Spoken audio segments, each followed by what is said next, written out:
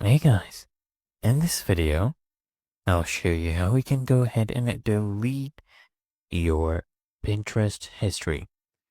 So when you come here and click on search, you'll see a history, your recent searches. Now there's no way to actually go ahead and delete everything at once from the settings. You just have to come here, click on search, and when you see your recent searches, you'll see the different ones.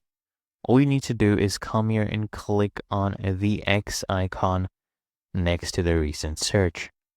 So for example, if I do this to videos, if I click on the X, and there we go. That recent search has gone. So I'll come click on this one again, and then on this one as well. And now we have deleted our Pinterest history, as you can see. There's nothing here anymore. And it's really that easy and simple.